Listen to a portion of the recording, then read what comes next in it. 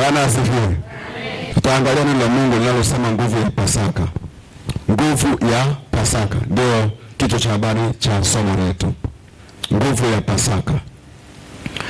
Na nguvu ya Pasaka tunaiona kwenye tukio lenyewe la Pasaka. Tunaona kitu chenye nguvu sana kikitokea katika siku ile ya Pasaka.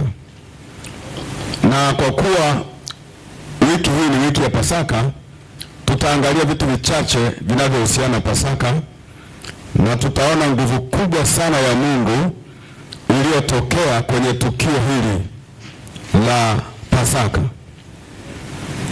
Pasaka ilianza kuadhimishwa kwenye Agano la Kale. Agano la Kale ndio watu wa kwanza kuadhimisha Pasaka. Na Pasaka hii iliadhimishwa na Wayahudi. Taifa pekee ambalo ndilo linalotuleta kwenye sikukuu ya Pasaka ni taifa la Wayahudi. Na Wayahudi waliadhimisha Pasaka kwa mara ya kwanza wakati Mungu alipopiga wa Misri pigo la 10. Pigo lile la 10, Mungu akipiga miungu ya Wamisri, ndipo palipozaliwa sikukuu ya Pasaka. Kama mnavyofahamu, Waisraeli walikaa chini ya Wamisri kwa muda wa miaka zaidi ya 430 wakiwa watumwa. Kule Misri walikuwa wanatumikishwa kwa ajili ya kazi za ujenzi pamoja na kufyatua matofali. Ndio ilikuwa kazi kubwa. Na kwa muda wa miaka 430, maana yake mtu alikuwa anazaliwa mpaka anakuwa mzee ni mtumwa tu. Na anazaa watoto wanakuwa watumwa, na hali kadhalika wajukuu wanakuwa watumwa. Hakuna kitu kibaya kama utumwa. Waisraeli ambao Mungu alikuwa ameahidi kuwabariki kupitia Ibrahimu, adui aliweza kuwateka na kuweka chini ya utumwa kwa miaka 430 na zaidi ya hapo. Na katika kipindi chote hicho kilikuwa ni kipindi cha kilio. Watu walikuwa wanalia sana kumwita Mungu kwamba Mungu awakumbuke kwa sababu ya mateso. Walikuwa chini ya taifa ambalo halina haki ya kuwatesa, lakini waliteswa kwa sababu ya maovu waliowahi kuyafanya huku nyuma, yakapelekea kupelekwa kwenye taifa la kwenda kuwatumikisha. Lakini wakiwa kule wakamlilia Bwana, wakamlilia Mungu kwa miaka mingi, na Mungu akasikia kilio chao. Na tunaona kabisa wakati Mungu anazungumza na Musa, wakati Musa alipokutana na Mungu kwenye kijiti kinachowaka lakini hakiteketei, Mungu anamwambia, nimesikia kilio cha watu wangu. Maana yake kwa lugha nyepesi, Mungu husikia kilio cha watu. Watu wanapomlilia Mungu kwenye mateso yao, Mungu husikia kilio. Kama unapita kwenye mateso yote na unalia kwamba Mungu akusaidie, Mungu ni Mungu anayesikia sauti ya wanaomlilia. Bwana Yesu asifiwe. Hata kama hajajibu leo, hajajibu kesho, lakini hakika Mungu ni Mungu anayejibu sauti za wanaomlilia, sauti za wanaomwita. Mungu ni Mungu anayejibu. Kama unapita kwenye mateso yote, usiogope, kwa sababu Mungu husikia kilio cha watu wanaomlilia. Na wale wanaomlilia usiku na mchana, Mungu huwa anajibu. Ukisoma kwenye kitabu cha Zaburi ambacho sitakisoma, lakini ukisoma Zaburi zinaonyesha jinsi ambavyo watu walipokuwa kwenye mateso walimuita Bwana nao akawasikia. Bwana Yesu asifiwe. Hata ukisoma kitabu cha Yona anasema, na alimlilia Bwana katika shida yangu, na Bwana akaisikia sauti yangu. Alipokuwa chini kabisa ya vilindi vya bahari, alimuita Bwana, akamlilia Bwana na Bwana akasikia. Usiogope hata kama uko kwenye hali gani. Mungu ni Mungu anayesikia. Mungu ni Mungu anayejibu, haijalishi itachukua muda gani. Wana wa Israeli walipomlilia Mungu kwenye nchi ya Misri kwa miaka mingi, Mungu akasikia sauti yao. Na Mungu aliposikia sauti yao, ndipo alipomuinua Musa kwenda kusema na Farao kwamba awaruhusu watu wake waende kwenye nchi ya Kanaani. Na kule Mungu alijua kwamba wakifika Kanaani watakuwa na muda mzuri wa kujenga hekalu na pale watamwabudu. Na ni kweli, baada ya miaka kadhaa ilitokea na wakatoka wakaenda wakamjengea Mungu hekalu ambalo tunaona hekalu la kwanza kabisa alilojenga mfalme Suleiman, na walipolijenga wakaanza kumwabudu Mungu wa kweli, Mungu aliye hai. Kiuhalisia ni kwamba imani tulizonazo sasa hivi duniani ziko nyingi. Kuna imani nyingi sana duniani. Kuna dini nyingi sana duniani. Lakini tunapokuja kwenye dini ya Kikristo, chimbuko lake limetoka kwenye dini ya Kiyahudi. Tumetoka kwenye dini ya Kiyahudi ndio tukaja kwenye Ukristo. Kuna dini nyingine ambazo huwa zinazodai, kuna dini duniani leo zinadai kwamba na zenyewe zinatoka kwa Wayahudi, kwa sababu Ibrahimu alikuwa ni Myahudi. Ibrahimu alikuwa ni Myahudi na Wayahudi ndio waliokuwa Misri, ndio Mungu akawatoa. Kuna dini leo ambazo zinazungumza kwa habari ya Ibrahimu na zinasema kwamba Ibrahimu pia ni anatoka kwenye, yani dini zao zinatokea kwenye uzao wa Ibrahimu. Lakini ukumbuke kwamba Ibrahimu alikuwa ni Myahudi na Wayahudi ndio ambao Mungu kwa mara ya kwanza kabisa alifanya Pasaka kwao. Amina. Na sababu kubwa ilikuwa kwamba Mungu alipotaka kuwatoa wana wa Israeli kutoka katika mateso ambao walikuwa wanateswa kule Misri, Farao ambaye alikuwa ni mfalme kipindi hicho hakukubali, alikataa. Na hii inatupa picha kwamba si jepesi sana kutoka kwenye kifungo, kutoka mahali ambapo adui anakushikilia kwenda kwenye furaha na amani. Si jambo jepesi, huwa kuna vita, huwa kuna mashindano na kuna upinzani mwingi. Na ndio maana watu wengi wanaotaka kutoka kwenye hatua moja kwenda kwenye hatua nyingine katika maisha wanakutana na upinzani mwingi sana. Upinzani usikutishe. Cha msingi tunaye Mungu aliye hai. Tunaye Mungu ambaye anajibu na Mungu ambaye hakika hajawahi kushindwa. Bwana Yesu apewe sifa. Na baada ya mashindano mengi, maana Mungu alipomtuma Musa kwa Farao, Farao hakukubali kuwaachia wana wa Israeli watoke. Kama tunavyosoma maandiko, Farao alikataa. Na Farao alipokataa, Mungu alimpa Musa mapigo ya kuipiga Misri. Na ukisoma Biblia inaonyesha kwamba mapigo yale ambayo Musa alikuwa anayatumia kuwapiga wa Misri wakati alipoamuru miujiza itokee, maandiko yanasema kwamba ni Mungu alikuwa anaipiga miungu ya Misri. Wa Misri walikuwa ni waabudu miungu, walikuwa wanaabudu sana miungu, na karibu kila kitu kilikuwa kina mungu wake. Kulikuwa na mungu wa mvua, kulikuwa na mungu wa jua, kulikuwa na mungu wa kilimo ambaye Mungu anamuita mungu wa mavuno, kulikuwa na mungu wa uzazi, kwamba ili watu wazae lazima huyo Mungu aachilie kuzaa, ili watu wavune lazima huyo Mungu wa mavuno aachilie mavuno. Kwa hiyo miungu yote ilikuwa inaabudiwa. Ilikuwa ni nchi yenye dini ya miungu. Na kwa sababu hiyo Mungu alichokifanya, kwa sababu miungu ile ndio ambayo ilikuwa inafanya anga la Misri linakuwa na nguvu ya utawala wa kuwatesa watu. Ile anga lilikuwa limefunika haki za watu kwa sababu ya miungu. Miungu inapokuwa mingi kwenye eneo fulani, watu wanapoiabudu miungu ya uongo wanaachilia nguvu ya uovu inayowatesa. Ndio kanuni.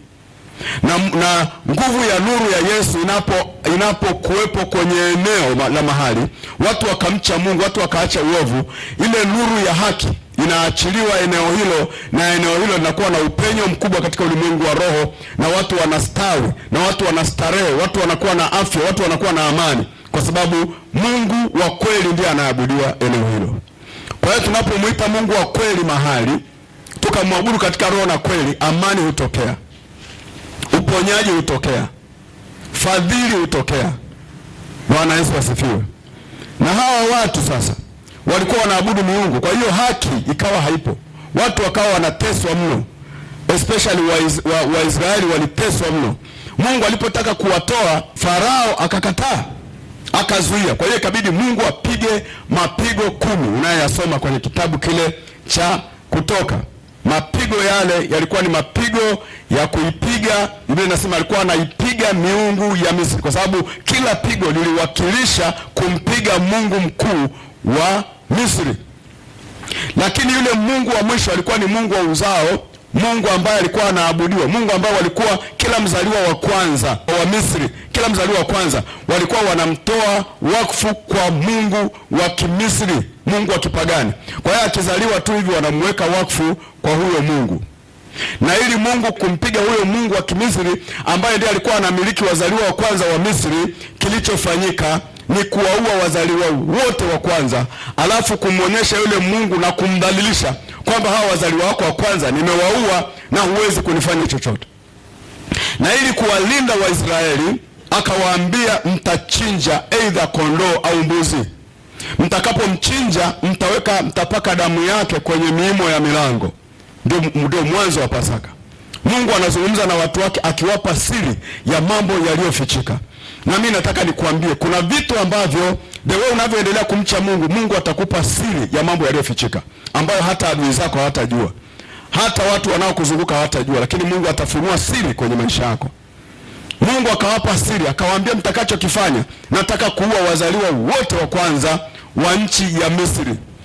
Na kila mtu ambaye atataka kupona, au kila nyumba ambaye itataka kupona na pigo hili la kuua kila mzaliwa wa kwanza, itabidi achinje kondoo au mbuzi, apake ile damu yake kwenye miimo ya milango. Ndivyo ambavyo Waisraeli waliambiwa, na wakaambiwa ule usiku ambao watapaka ile damu kwenye miimo ya milango, yule mnyama watakayemchinja watamuoka, watambanika, alafu watamla wote ile usiku. Na baada ya hapo malaika atapita usiku, na atakapokuwa anapita atakuwa anaua kila mzaliwa wa kwanza wa mnyama na wa binadamu. Tuko pamoja wapendwa? Tuko pamoja? Na nielewa? Ni vizuri ukaelewa hivi vitu vilivyokuwa. Kwa hiyo ilipofika ule usiku, Biblia inauita usiku wa kutukuzwa sana, usiku wa kukumbukwa sana, kwa sababu ulikuwa ni usiku ambao ndio pekee uliofanya wa Misri wakanyoosha mikono. Mfalme wa Misri akakubali kwamba sasa ninawaruhusu Waisraeli waweze kutoka, kwa sababu lile pigo lilikuwa ni pigo baya sana. Haya mapigo mengine yote wale waganga nao walifanya. Yaani Musa alipokuwa anafanya muujiza, waganga wa Misri nao walifanya, kuonyesha kwamba ulimwengu wa giza nao una uwezo wa kufanya miujiza. Na ndio maana uwe makini sana na miujiza, kwa sababu dunia leo imejaa miujiza. Manabii wengi wanatokea wanafanya miujiza, na watu wakishaona miujiza tu wanaamini kwamba muujiza huu umetoka kwa Mungu. Lakini kukumbuka, Biblia inazungumza wachawi na waganga wa Misri waliweza kufanya miujiza inayofanana kabisa na miujiza ya Musa.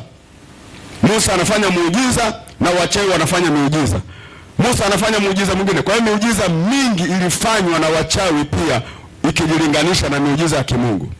Leo hii kwenye dunia leo, kila muujiza wanaoona watu wanafikiri kwamba lazima uwe unatoka kwa Mungu. Hapana.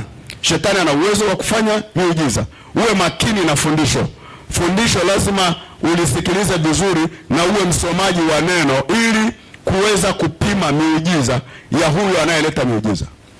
Biblia inasema mtawatambua kwa matunda yao. Ni vizuri pia hata kiongozi anayeongoza uangalie anachozungumza, uangalie fundisho analofundisha linakubaliana na mafundisho halali ya kimungu, kwa sababu watu wanatumia mafundisho kupotosha. Mtu anafundisha uongo lakini anatumia neno la Mungu. Anaweza akitamka jina la Yesu lakini fundisho la uongo, akatamka jina la Mungu lakini fundisho ni la uongo. Ndio maana ni vizuri kusoma neno la Mungu. Watu wa siku hizi hawasomi neno, wanasikiliza tu, lakini hawadhibitishi wenyewe kwa kulisoma. Ni hatari sana. Wenzetu wa Israeli walikuwa wanasoma neno, huko ambako ndio chanzo cha imani yetu. Kwenye imani ya Wayahudi walikuwa wanasoma neno, na hata kwenye familia zao walikuwa na muda wa kusoma neno. Wakiwa nyumbani na watoto wao walikuwa wanawasomea neno, kwa sababu Mungu aliwaambia maneno haya mtawafundisha watoto wenu, na watoto wenu watawafundisha watoto wao, na watoto wao watawafundisha wengine. Ilikuwa ni imani ya maneno ya kuridhishana, ili kile kizazi kiendelee kumjua Mungu siku zote. Lakini leo wazazi hawafundishi watoto neno la Mungu, wanawaacha tu. Matokeo yake tunafika mahali huku tunakoelekea imani itakuwa hamna, kwa sababu watoto hawana mwelekeo, hawajui neno. Fundisha watoto wako neno la Mungu. Mzazi, kaa na watoto wafundishe, ili waridhishe imani ya kweli, maana imani za uongo ni nyingi. Bwana asifiwe. Kwa hiyo hawa watu wanaitwa Wayahudi walijua namna ya kukaa na kusikiliza neno. Sasa tutasoma kwenye kitabu cha Kutoka, tuangalie maneno machache pale. Kitabu cha Kutoka ile sura ya 3 mstari wa 17 hadi wa 22. Tunazungumzia kwa habari ya nguvu ya Pasaka. Nguvu ya Pasaka. Pasaka ina nguvu iliyotokea wakati wa tukio lenyewe la Pasaka. Nitasoma pale kwenye kitabu cha Kutoka 3:17-22. Biblia inasema, nami nimesema nitawapandisha kutoka katika mateso ya Misri na kuwaingiza katika nchi ya Mkanaani na Mhiti na Mwamori na Mperizi na Mhivi na Myebusi, nchi ijayo maziwa na asali. Nao watakusikia sauti yako. Musa ndiye anaambiwa, nao watakusikia sauti yako. Utakwenda wewe na wazee wa Israeli. Atakwenda wapi? Mbele za Farao. Utakwenda wewe na wazee wa Israeli kwa mfalme wa Misri na kumwambia, Bwana Mungu wa Waebrania amekutana nasi. Basi sasa tukuomba, tupe ruhusa twende mwendo wa siku 3 jangwani, ili tumtolee dhabihu Bwana Mungu wetu. Mwendo ambao ulikuwa umekadiriwa wa kutoka Misri kwenda Kanaani ulikuwa ni mwendo wa siku 3. Kwa hiyo Musa anatumwa akamwambie Farao kwamba wanatakiwa watoke, na anasema wakifika kule wanakotakiwa waende, wataenda kumtolea Bwana Mungu dhabihu. Lakini ule mstari wa 19, Mungu anamwambia, nami najua ya kuwa huyo mfalme wa Misri hata wapa ruhusa mwende zenu, la hata kwa mkono wa nguvu. Hapa ndio tunapozungumzia nguvu ya Pasaka, hata kwa mkono wa nguvu. Kuna mahali Mungu anajua kabisa adui yako hata kuruhusu utoke kwenye mahali ambapo amekuweka. Hata adui atakataa usitoke, adui atakataa usipate njia wala upenyo wa kutoka, lakini Mungu anajua. Na hapa Mungu alijua, anasema nami najua. Kwa hiyo mapito unayopita, vita unavyokutana navyo, si kwamba Mungu hajui. Mungu anajua. Mungu anamwambia Musa, nami najua kuwa huyo mfalme wa Misri hata wapa ruhusa mwende zenu, la hata kwa mkono wa nguvu. Maana yake lazima nitumie nguvu. Kuna mahali lazima Mungu atumie nguvu. Na hapa tunapozungumza kwa habari ya Pasaka, tutaishia na nguvu za Mungu kwenye Pasaka. Namna ambavyo kuna nguvu ilitokea kwenye hili tukio, hasa kwenye Agano Jipya. Na huo mkono wa nguvu ambao sasa unatenda kazi kwenye kanisa, ndio mkono utakao tuvusha leo. Ndio mkono ambao leo Mungu anautumia kuwavusha watu, mkono wa nguvu. Kwa sababu adui hata kubali kuwaachia watu, adui hata kubali kukuachia mpaka itumike nguvu. Bwana asifiwe. Kuna mahali sio kubembelezana, itumike nguvu, ndipo adui yakubali kusarenda, ndipo adui yakubali kukuachia, ndipo adui yakubali kuachia afya yako. Lazima nguvu itumike. Kuna saa nyingine utatumia ile makubaliano, saa nyingine utatumia ile nguvu yako ndogo, haitafanya kazi, lakini Mungu mwenyewe ataagiza nguvu za kukutoa hapo mahali. Bwana Yesu asifiwe. Tunalo tarajio. Unajua, kwenye kipindi hiki cha Pasaka, watu wengi wanaadhimisha Pasaka kama historia, lakini sisi tunaadhimisha Pasaka kama nguvu yetu, nguvu ambayo Mungu aliachilia kutoka mbinguni ya kututoa mahali popote ambapo tumeshikiliwa, ya kututoa mahali popote ambapo adui ameapa kwamba hapo hatutoki. Bwana akamwambia Musa, najua adui hata kuachia, lakini nitakachofanya nitawatoa kwa mkono wa nguvu. Mungu anao mkono wa nguvu. Biblia inasema mkono wangu si mfupi hata usiweze kuokoa. Uko mkono wa Mungu usioonekana ambao si mfupi, ni mkono wa nguvu, na mkono huo ndio ambao Mungu aliutumia kuwatoa wana wa Israeli kutoka katika vifungo na mateso yasiyokuwa ya kawaida. Leo hii Mungu hajashindwa, ana uwezo wa kumtoa mtu aliyefungwa popote, kifungo chochote, kifungo cha familia, cha ukoo. Mungu ana uwezo wa kumtoa. Na mimi nataka niwaambie, kuna vitu ambavyo vinakuja, viko mbele yetu, hatujalipokea bado, lakini kwa sababu hiyo hatukiri kwamba vimeshindikana, lakini tunaamini kwamba vinakuja.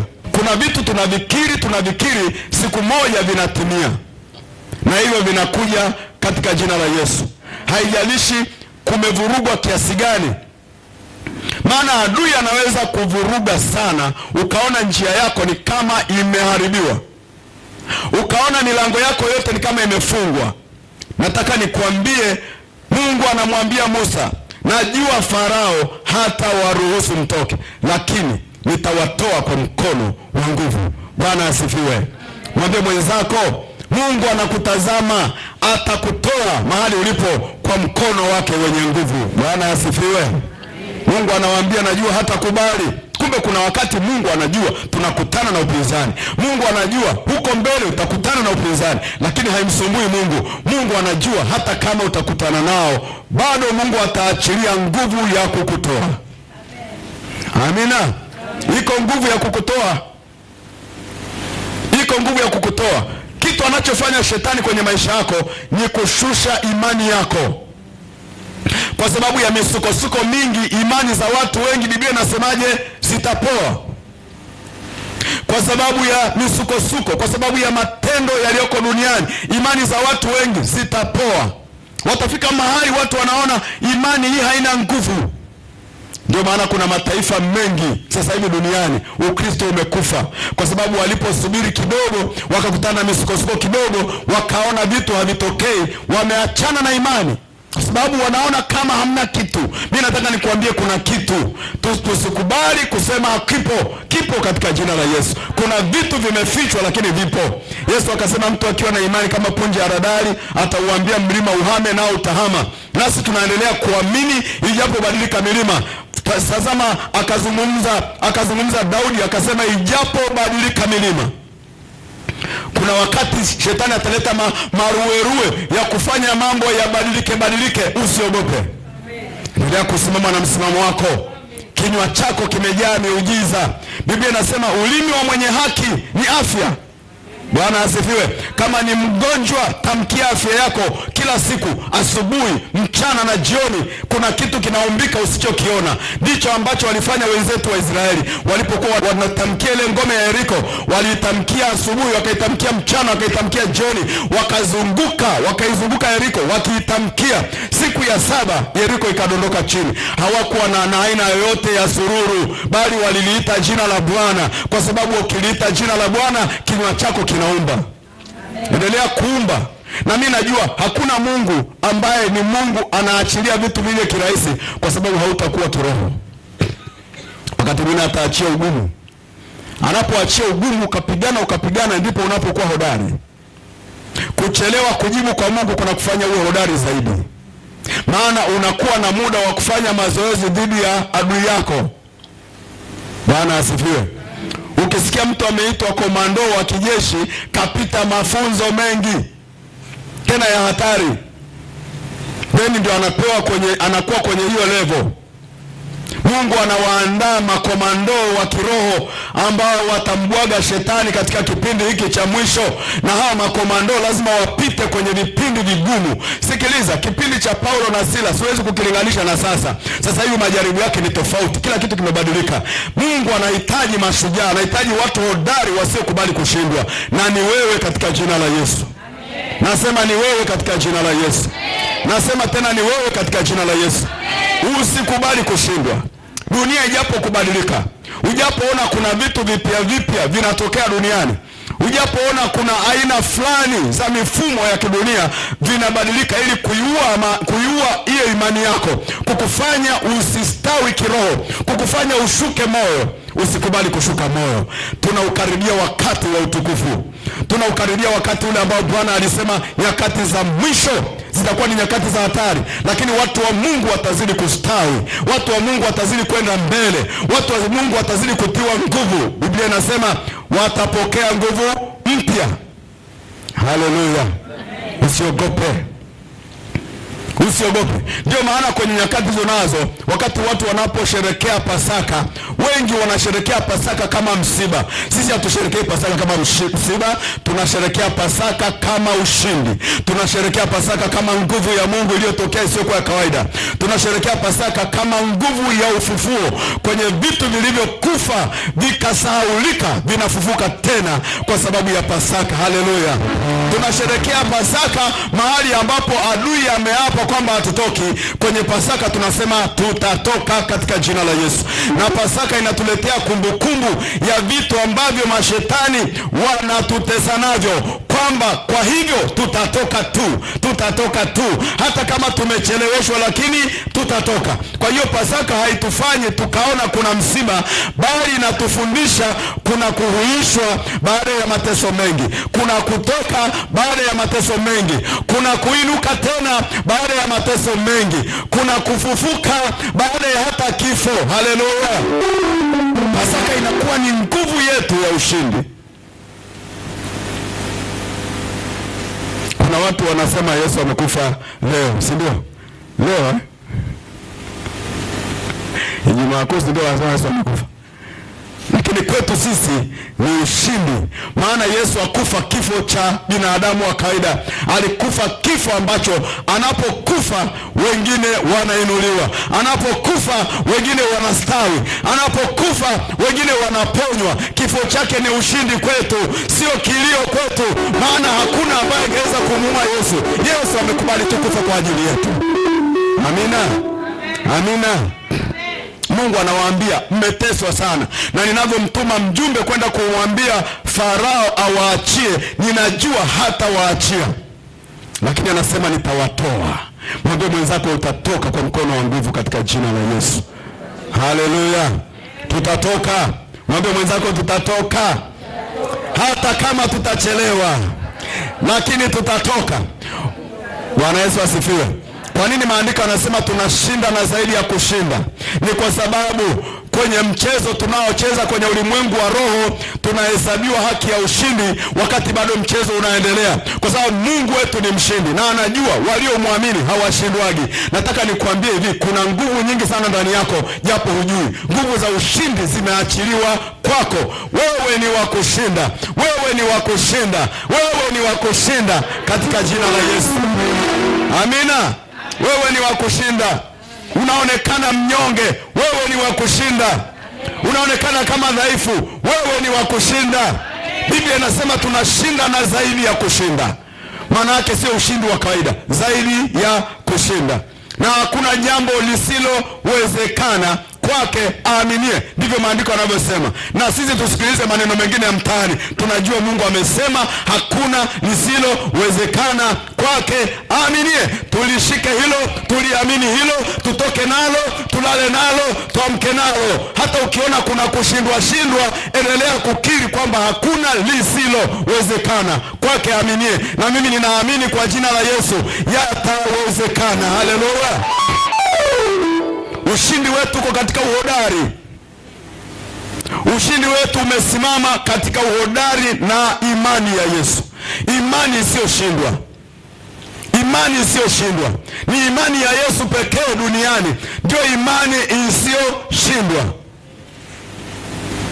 Na mtu yoyote mwingine duniani anayesema hamna kitu hapo, sisi tunasema hii ndio imani pekee, imani isiyoshindwa, imani ambayo toka imeanza walioifuata wameshinda. Sikiliza, kifo sio udhaifu kwamba ni kushindwa. Kifo katika Yesu ni ushindi. Biblia inasema heri wafao katika Bwana wakapate kupumzika baada ya dhiki nyingi. Kwa hiyo hata kifo cha mtu aliyemwamini Yesu ni ushindi, ni utukufu. Biblia inazungumza, inasema mtu mmoja anapotubu kwa Yesu, malaika wanafanya sherehe mbinguni kuonyesha mtu huyu kesha shinda tayari. Amina. Wewe ni mshindi katika jina la Yesu. Wewe ni mshindi katika jina la Yesu. Hata kama utaona havieleweki, lakini wewe tangazia ulimwengu wa roho kwamba bado vinaeleweka. Bado Yesu anaishi. Bado Yesu ametukomboa. Bado Yesu ametufia msalabani. Sisi ni washindi usiku na mchana katika jina la Yesu. Na mimi nataka niwaambie watumishi wa Mungu, Pasaka kwetu ni nguvu. Hata kama tuwapo dhaifu, bado tutasema tuna nguvu. Hata tuwapo tumechoka, bado tutakiri tuna nguvu, kwa sababu hatui na nguvu kwa kujisikia. Mungu wetu sio kujisikia. Hata kama hatusikii uwepo, lakini tunajua Mungu yupo. Bwana asifiwe. Kuna watu wengine wasiposikia uwepo wa Mungu ujasiri unaondokea. Mungu yupo tu hata kama husikii chochote. Mungu sio afili kwamba nasikia uwepo wake alafu ndio unakuwa na nguvu. Hata kama hausikii, yeye yupo. Amen. Mimi niko ambaye yupo. Bwana asifiwe. Ujapokuwa dhaifu, neno lako lina nguvu. Tamkia hata maadui zako wakome kukutesa, wakome kukuloga, wakome kutuma mavitu usiku yanatembea juu ya bati. Unasimama usiku unasema, kama aishivyo leo, katika jina la Yesu Kristo wa Nazareti aliye hai, ninanyamazisha operesheni zote za kichawi juu ya bati kuanzia leo. Naweka moto kwenye bati langu, moto unaovuma usiku na mchana kwa jina la Yesu. Halafu uone kama watapita tena. Hawapiti tena. Neno lako lina nguvu. Bwana asifiwe. Watu wale walikuwa wanavua samaki wakawa hawapati. Yesu akasema tupeni nyavu. Aliposema tupeni nyavu, wakasema kwa neno lako tunatupa. Lakini sisi wenyewe tumejaribu, imeshindikana. Unalo neno la Bwana. Unajua kwa nini Yesu mara nyingi alikuwa anatamka neno liloandikwa kama ilivyoandikwa? Ni kuhuisha ile neno la Bwana liwe na uhai, lilete matokeo. Anza kutumia neno la Mungu. Usikubali kuacha kusoma neno. Shetani ni mwongo na baba wa uongo. Soma neno, lirudie neno, lirudie tena. Mwambie Mungu, lifunue hili neno nipate kulielewa. Mungu analeta ufunuo wa ajabu sana. Majibu yako yako kwenye neno la Bwana. Biblia inasema li hai, tena lina nguvu, tena ni zaidi ya upanga unaokata kuwili. Kalitumia hilo, kata, fyeka, chana kila nguvu ya adui, kila nguvu inayokuja, iambie imeandikwa. Kuna wengine mnasemeshwa na maneno ya rohoni. Mtu anatembea hivi anaongea tu peke yake kwa sababu kuna vitu vinamsemesha naye anabishana. Hamtaniweza Bwana. Mimi sitakubali. Tamka neno. Usiseme tu hamtaniweza Bwana, mimi sitakubali Bwana. Hamna Bwana. Hawasikilize maneno yako ambayo imeandikwa. Yesu alipokutana na shetani imeandikwa. Sasa utasema imeandikwa hamna neno. Lazima uwe na neno moyoni. Kuwa na neno la Bwana moyoni. Manabii wote walikuwa wanafanya reference wakati wanapokutana na shida. Wakati walipokuwa wanamuita Bwana, walikuwa wanarudi kwenye neno. Wanasema, Bwana ulisema na mtumishi wako Nabii Yoeli, ulisema na mtumishi wako Musa ukasema. Alafu wanataja yale maneno, ndipo wanapoliaddress lile tatizo lao. Tusiwe kama wapagani. Pasaka ni nguvu yetu. Nguvu yetu iko katika neno. Haleluya. Kwamba Yesu alipigwa, Yesu alikufa msalabani ili sisi tukombolewe. Amina. Na kwa sababu hiyo sisi ni washindi. Sisi ni washindi. Hata kama adui amekuaibisha, amekutia aibu, wewe ni mshindi. Haleluya. Maana wengine adui amewaibisha. Paulo na Sila walivuliwa nguo sokoni, wakaachwa uchi, wakapigwa bakora, lakini walikuwa wanajua kwamba hatua chache baadaye muujiza mkubwa utatokea kwenye gereza. Bwana asifiwe. Kuvuliwa uchi, kutiwa aibu, kutangazwa, kudhihakiwa, kuchekwa. Shetani amekufanya wewe umekuwa sio kitu. Nataka nikuambie hiyo isikutishe. Isikutishe. Hiyo image ambayo wamekubandikia wewe sio wala. Mwambie mwenzako wala. Isikupe shida. Unapita mahali watu wanakutazama, unasema wananisema. Watu wanacheka mambo yao, unasema wanakucheka. Shetani amekuvisha vazi la bandia, likatae. Wewe hauko hivyo kwa jina la Yesu Kristo wa Nazareti. Hata ukiona watu wanakutazama vibaya, jipe furaha kwa jina la Yesu, maana furaha ya Yesu iko ndani yako. Biblia inasema amani ni wapayo si kama ulimwengu utoavyo. Mungu anakupa amani ya tofauti. Wacha maruerue yanayotokea yatokee. Mungu anakupa amani ya tofauti na anakupitisha, lakini wewe ni mshindi tu. Wewe ni mshindi tu. Haleluya. Pokea neno hili, wewe ni mshindi tu. Pokea tena, wewe ni mshindi tu. Wewe ni mshindi kwa jina la Yesu. Nikikutazama ninauona ushindi ndani yako. Nikikutazama ninauona ushindi tofauti na unavyouona wewe. Wewe ni mshindi. Haleluya. Popote ulipo wewe ni mshindi. Amina. Shetani saa nyingine ni mwongo, ataondoka. Kwani huyo Farao alisema sitawaruhusu, akaleta na waganga, akaleta na wachawi wakakusanyika. Halafu vile vichawi vikafanya na muujiza. Musa anatupa fimbo na wenyewe vinatupa za kwao, zinageuka nazo zinakuwa nyoka. Vinashangilia na sasa, tumeshinda. Kama ni nyoka, ngoma sare. Ngoma draw. Lakini Mungu anasema ninaliona pigo moja linakuja kule mbele, litakalopigwa hilo watawaachia. Tena tuna mahali tutasoma, si kwamba siku ya kutoka mtatoka watupu, mtatoka na mali nyingi. Mungu akawaambia siku ya kutoka kwenye hicho kifungo, siku ya kutoka kwenye haya mateso, Mungu anasema hautatoka mtupu, utatoka na vitu vyako vyote ambavyo mashetani waliviteka nyara toka zamani. Utatoka na ndoa yako ya baraka kwa jina la Yesu. Utatoka na ndoa yako ya utukufu kwa jina la Yesu. Utatoka na maisha yaliyofanikiwa kwa jina la Yesu. Wengine watapanda cheo kwa jina la Yesu. Kapande cheo mahali ulipo kwa jina la Yesu Kristo wa Nazareti. Kuna wengine wangestahili kupandishwa cheo, lakini shetani amewakandamiza kupitia mawakala wa giza. Lakini leo ninakutamkia, funguka ukapande cheo, funguka ukapate kazi, funguka ukapate elimu, funguka ukafanikiwe, funguka ukapokea ndoa kwa jina la Yesu Kristo wa Nazareti. Afya yako iliyotekwa nyara ikarudishwe kwa neno hili la uzima katika jina la Yesu. Amina. Amina. Ahadi hii ni yako wewe na watoto wako na watakao mjia Yesu hapo baadaye. Haleluya. Hizi ni ahadi zetu, na ndivyo ambavyo Yoeli alisema. Amina. Tuna ahadi za Mungu ambazo hazibadiliki. Amen. Kuna mtu anasema, mbona nimeomba sana mchungaji? Umeomba sana na haijatokea. Itatokea. Nasema itatokea, kwa sababu Mungu hajawahi kusema uongo. Mwangalie Ibrahimu, aliomba kupata mtoto, alisubiri miaka mingapi? Miaka 25 anasubiri mtoto tu, mpaka ikafika mahali mke wake mwenyewe anamshauri, anamwambia kata shortcut mzee, Mungu huyu haeleweki. Ibrahimu akakata shortcut, akaenda kuzaa mpaka na mjakazi wake. Matokeo yake Biblia inasema huyo mtoto aliyemzaa akafanyika kuwa mwiba, na ni mwiba mpaka leo duniani. Kwa nini? Kwa sababu Ibrahimu hakusubiri. Subiri, Mungu atafanya. Mwambie, Bwana ninakusubiri, najua wewe sio mwongo, ahadi zako hazijawahi kupindishwa na yoyote, ninajua nitapokea tu. Ni kwa sababu Mungu, ninaona tu kwamba kwa akili zangu kama vile ufanye, lakini kwa neno lako nitapokea, na ninaamini kwa jina la Yesu. Amen. Maana akili inakataaga vitu vya Mungu. Iambie wewe akili, sikia sauti ya Bwana. Lazima ulipokee neno la Bwana, lazima upokee neno la Bwana. Amina.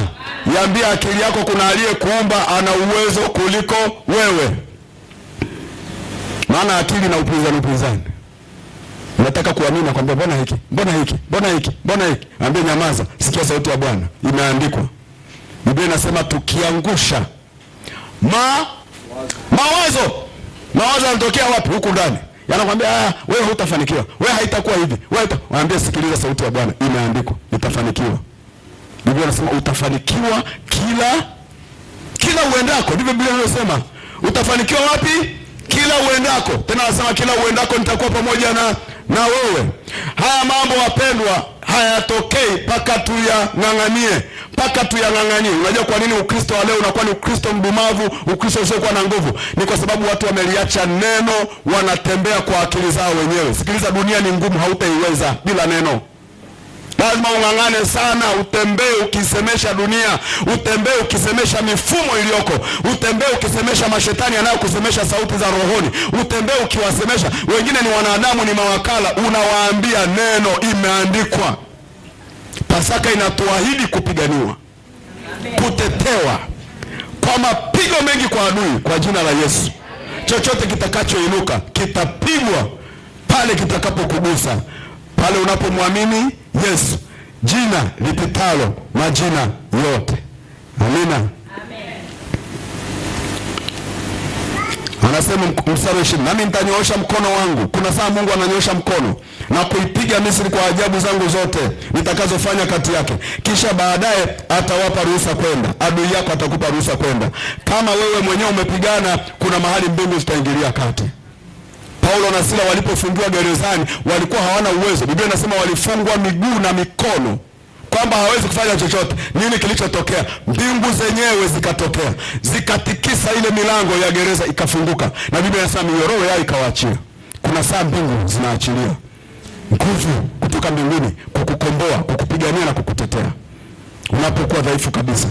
Wamekufunga kabisa, mikono imefungwa, miguu imefungwa, wamekuweka gerezani, huwezi hata kufanya kitu tena. Wakiwa wamefungwa, Biblia inasema Paulo na Sila wakaimba. Sikiliza, wakikuachia mdomo wako inatosha. Adui zako wakupige popote, waache tu mdomo, umetoka wewe. Bwana asifiwe. Kwenye kinywa chako kuna nguvu, kuna nguvu. Ukiwa uko hoi kitandani, usikubali wakufunge na nini? Na mdomo. Tamka maneno, tamka. Hata kama umelazwa hospitali, endelea kutamka neno, tamka neno. Ukiwa ni mdhaifu, tamka neno. Ndani ya kinywa chako kumewekezwa nguvu. Ile nguvu inatoa uhai usiokuwa kawaida. Amen. Amina. Kuna nguvu kwenye kinywa chako mpendwa, usisahau hilo. Mstari wa 21, nami nitawapa watu hao kufadhiliwa mbele ya Wamisri. Siku ya kutoka nitawapa kufadhiliwa. Ndio maana kuna watu wanaopita kwenye mashindano magumu, watu wanaopita kwenye mateso magumu, watu wanaopita kwenye majaribu magumu. Siku wakifunguliwa, siku wakitoka, hawatokagi mikono mitupu. Mimi nataka nikwambie, mtu anayepita kwenye jaribu, siku jaribu hilo linaondoka, papo milango inafunguka ya ajabu. Milango ya ajabu inafunguka, ambayo yani mpaka unashangaa. Na mimi nazungumza na mtu ambaye unaona kabisa kila kitu kimegoma, ni kama vile kuna giza nene. Nataka nikwambie, huo mlango utakapofunguka, hautafunguka huo tu, itafunguka na milango mingi zaidi, kwa sababu shetani amefunga sio hilo tu unalofikiri, na vitu vingine vingi vimefungwa. Lakini unapoelekea kwenye kutoka, vitafunguka vingi ajabu. Mungu aliwaambia Waisraeli kwamba siku nitakapowatoa, siku mtakapotoka, siku mtakapotoka kwa adui zenu, ile mstari wa 21, nami nitawapa watu wao kufadhiliwa mbele ya Misri, mbele ya maadui zenu. Hata itakuwa hapo mtakapokwenda zenu, hamtakwenda kitupu. Yaani mtakapotoka, hamtatoka mkiwa watupu, mtatoka mkiwa na vitu. Na kiukweli ukisoma ile story, ile siku wanatoka, waliambiwaje? Chukueni chochote mnachotaka kuchukua, mwende nacho. Na Biblia inasema ulikuwa ni usiku wa kukumbukwa sana, kwa sababu Waisraeli walibeba na kubeba. Tena ukisoma maandiko anasema, kuna sehemu nyingine anasema itakuwa mwanamke mmoja atamuomba mwanamke mwenzake kikapu ili apate vitu vya kuweka wakati wa kuondoka. Imeandikwa kabisa huko. Kwa sababu wakati wa kutoka watu walijaza vikapu vikajaa, mpaka wakaanza kuazimana, bwana huna hata kilichobaki, ili na mimi nijaze vitu vyangu niondoke navyo. Kwa nini? Mungu atakapoachilia mlango, Mungu atakapowapiga adui zako, hakutoi mikono mitupu. Amen. Kama unapita kwenye mateso, utakuja kuniambia. Mungu akiyaondoa, utashangaa. Kuna vitu vitatokea, kuna milango itatokea. Na kama unapita kwenye jaribu zito, mwambie Mungu, kuna kitu nakiona mbele. Hata wakati wa ile jaribu, mwambie Mungu, kuna kitu nakiona mbele. Naziona baraka ambazo si za kawaida. Naona matukio makubwa ya ajabu ya kunibariki, ya kuniinua, ambayo si ya kawaida. Ninaiona hatima yangu iliyojaa makubwa ikiwa inakuja. Na unayatamka hayo ukiwa kwenye hilo pito, kwa sababu ni hakika na kweli. Mwangalia Ayubu alipopita. Biblia inasema alikuja kupata maradufu kuliko ilivyokuwa mwanzoni. Amina. Mwangalie Yusufu. Yusufu ametupwa kwenye kisima kwamba awawe, lakini sikiliza, kilichokuwa kinakuja mbele ni baraka kubwa kuliko lile pito aliyokuwa anapita. Lakini bado nafasi yake na ushindi wake na baraka zake zilikuwa bado zinamsubiri. Pito lako limejaa baraka, pito lako limejaa vitu ambavyo hata uviwazii. Amina. Navyo vinakuja kwa jina la Yesu, vinakuja kwa jina la Yesu. Nasema vinakuja kwa jina la Yesu. Pokea imani ya kuamini na kupokea kwa jina la Yesu. Pokea kwa jina la Yesu.